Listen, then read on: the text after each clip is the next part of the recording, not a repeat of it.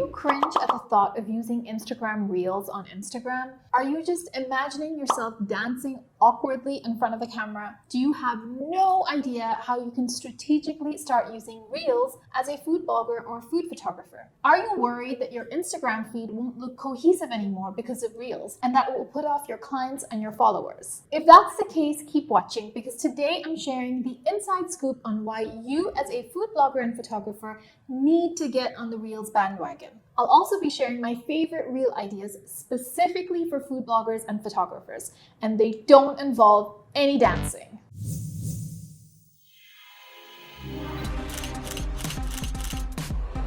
Hey everyone, welcome back to my channel. My name is Sukaina, and this is the best place for food bloggers, photographers, and content creators to level up their food photography and learn how to make money from it. Now, today's video is all about how you as a blogger and photographer can start blowing up on Instagram using Reels. So let's get straight into the juicy details. Now, you've heard left, right, and center that you need to be posting Instagram Reels. Video is driving an immense amount of growth online from all the major platforms right now.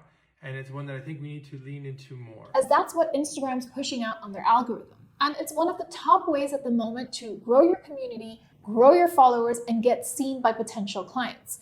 So I'm not really going to cover all that spiel again. What I do want to show you is some data I've gathered from my own Instagram account that's hopefully going to inspire you to start using Reels as a marketing tool. So in July 2021, around about when Instagram Reels was introduced in UAE, I decided to go on a Reel posting binge, where I posted at least one Reel a day for a period of 1 month. And on a good day, I would even post 2. The whole point of this experiment was to see if my account was being seen, whether Instagram was really pushing my content out there, and whether my Instagram would essentially grow in terms of followers. And as you can clearly see from these statistics, there's nearly a 500% increase in my content interaction. That means from the month before, 500% more people are interacting with my posts. I reached nearly 200% more accounts than the month before that. And more importantly, my community grew by over 15% in terms of new followers. Now, if I can turn your attention to this screen over here,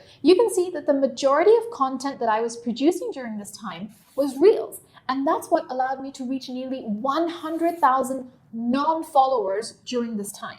Now that's all vanity metrics, because followers doesn't necessarily equate to more money or more clients. But look at the number of people who are actually clicking through to my website. I had nearly 150% more people clicking on the link in my bio to check out my website or my food photography portfolio. So all of this data should be enough to convince you that you need to start using Reels in your marketing strategy, and you need to start using it immediately. But where do you get started? How do you even start? What kind of Reels should you be posting that don't involve awkwardly dancing in front of the camera, but still showcase your work? Do not worry, I've got you covered. Let me give you some of my favorite Reel ideas. So the first Reel idea I have for you is BTS style Reels, or behind the scenes. So whether you're a food blogger churning out recipes or a food photographer, capturing yourself behind the scenes is a great idea for Reels. It's easy to produce because it captures you in your natural environment without you having to actually create any new extra content. You can literally just film a behind the scenes of what you're trying to photograph,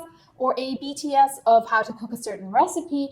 And trust me when I say people love behind the scenes Reels. Now let's look at it in terms of potential clients. Potential clients love to see what it would be like to work with you. They get an idea of your professional workflow. They get to see what other clients you're working for, and that helps to build your authority in the space. And if you're a blogger, then behind the scenes just gives a little bit more information about the recipe you're shooting. In general, basically, people are nosy, people are stalkers. And who doesn't love a good behind the scenes video? So this is one of my favorite ways to produce Reels. So here's an example of Reel that I did where I quickly took a behind the scenes video of a commercial shoot I was doing. The video is actually of my lighting setup on how to create a sunlight look inside a windowless cafe or studio. Now, it literally took me about 7 seconds to film this video, and then I actually used the final shot of the product as my cover photo on the reel. So if you're worried about maintaining cohesiveness of your feed, you can actually use your final still shots to counteract this problem, so your feed will still look nice and cohesive. Now, the second reel idea I have for you is a tour of your gear. So again, this is an idea that works both for food bloggers or photographers. If you're a food photographer, then this is pretty self-explanatory. You can just show a peek of what's inside your camera bag, or say your top 5 pieces of equipment that you take on a shoot, or perhaps 5 tools that you would use on a restaurant shoot, for example. And if you're a food blogger, the ideas are literally endless. You could do your top 5 tools in the kitchen. You could do your top 5 knives. It could be a peek into must-have baking gear. It could be a peek into your top 5 blog posts. Again, the list of possibilities when it comes to gear for both food bloggers and photographers is endless. Okay, so the third real idea I have for food bloggers and photographers is step-by-step reels. So what I mean by this is that if you're a food blogger, you can actually take a recipe and then break it down into easy step-by-step instructions. And if you're a photographer, you could break down the steps you've used in your editing perhaps, or the steps you used in composing a scene, or a step-by-step guide in a certain lighting technique that you've used.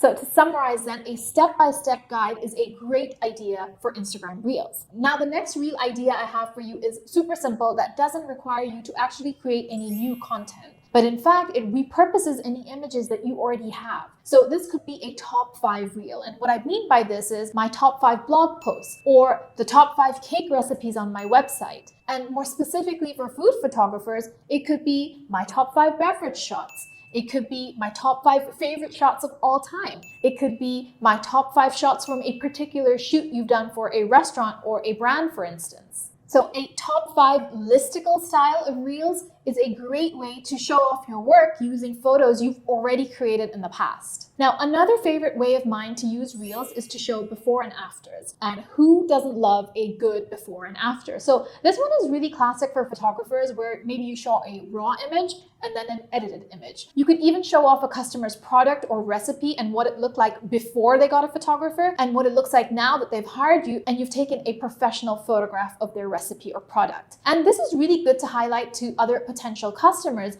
what a transformation you can achieve for them in terms of your food photography. And this works perfectly for food bloggers as well. This could mean a shot of ingredients and how you've turned that into a beautiful meal. Or perhaps it could be a finished plate of food followed by an eaten plate of food.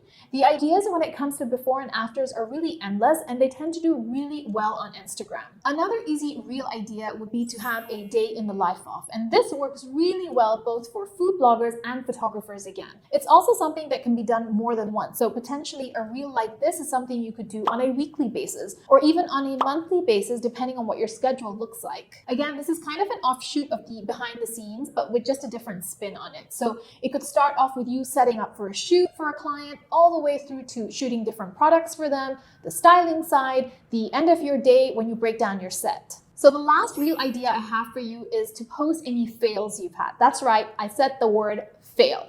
So if there's anything that didn't quite work out the way you planned, this could potentially be a great reel idea. Not because your followers want to see you fail, but rather it humanizes you and allows them to identify with you a lot more than if you post everything that works and that's perfect. And frankly, sometimes the fail is just plain funny. Remember, the trademark of a good reel is that it should either educate, empower, or entertain. And a fail is definitely good entertainment value, even if the joke's on you. So for example, in this reel over here, my fail was that I was shooting with my lens cap on. And I'm sure every single photographer can identify with that. So if you're a food blogger, it could be a recipe fail that you've had, or even an Instagram versus reality moment when it comes to your food or your photos. So comment below what your Instagram handle is and tell me, have you been using Reels? Has it helped to grow your account? What's been your most viewed reel? Now, if you've enjoyed the tips in this video, then you're gonna love my 18 lessons guide, which is gonna give you actionable tips to level up your food photography from using your equipment, better lighting tips, all the way through to composition and editing and monetizing. So whether you're a seasoned pro or just a beginner, make sure you download using the link in the description box. It's completely free. Now, next week, we're shaking things up a little bit and I'm getting a little bit personal on my channel. I'm going to share a significant event that happened to me which completely changed the trajectory of my life, my career, and it was actually the way I got into food photography. So if you want to know what my journey has been like right from the beginning, make sure you subscribe to my channel and you'll get a notification when that video drops. It's the most personal video I've ever made and there were some tears and I can't wait for you to see it. You're also going to love this video I made all about how to nail dark and moody food photography. So if that's something you're interested in, make sure you check this video out. And you'll also want to check out this video on how to nail razor sharp images for food photography every single time. So I'll catch you guys next week.